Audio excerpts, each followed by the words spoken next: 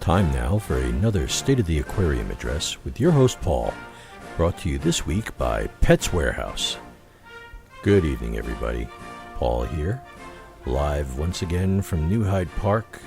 It's been about 3 weeks since I got the 210 populated with angelfish, and I just want you to compare the plant growth from 3 weeks ago to what you seed before you now.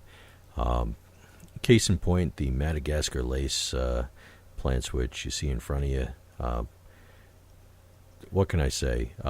Just had such explosive growth with these plants that I brought out of my 65-gallon aquarium where they were pretty much buried by the melon swords that you also see in the middle of the tank. They're getting just bizarrely huge. I'm so happy about it. And, you know, what else can I say? Everything's growing like crazy in the dirt and Eco-Complete. That Prosopronaca palustris is actually getting some nice regrowth again. Starting to grow back in. All the Cripwentii subspecies, and especially that Anubias gigantea in the background that's on the driftwood. I mean, look at this. Look at the explosion of roots that you see in the back there.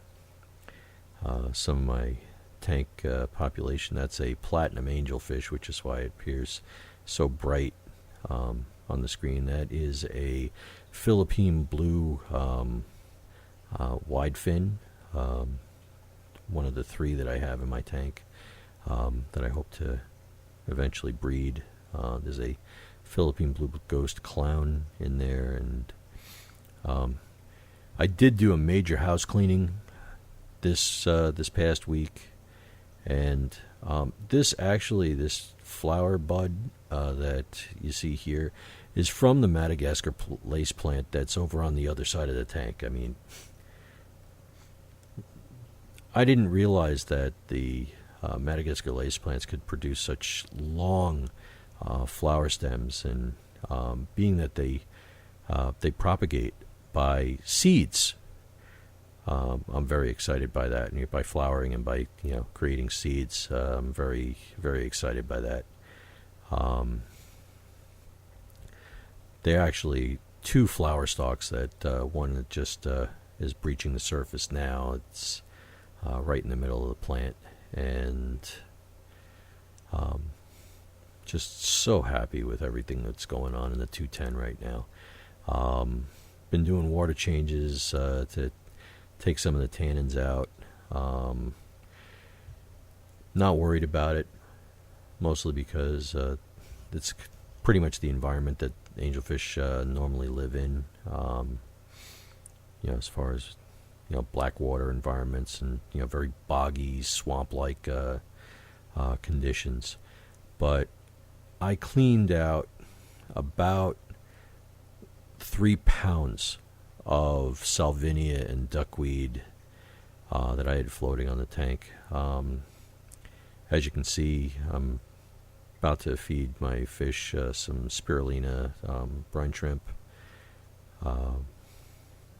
That's my Fluval FX5 underneath there. And, what can I say?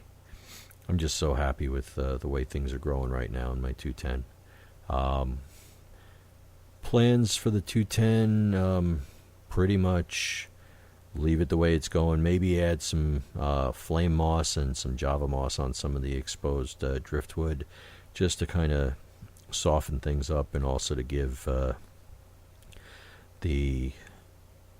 when my angelfish start breeding, I'll probably end up breeding them in the tank in the 210, and it'll give the fry someplace to go and snack on. But that pretty much wraps it up for this edition of the State of the Aquarium address for March 2012. Have a good night. See you next month. Peace.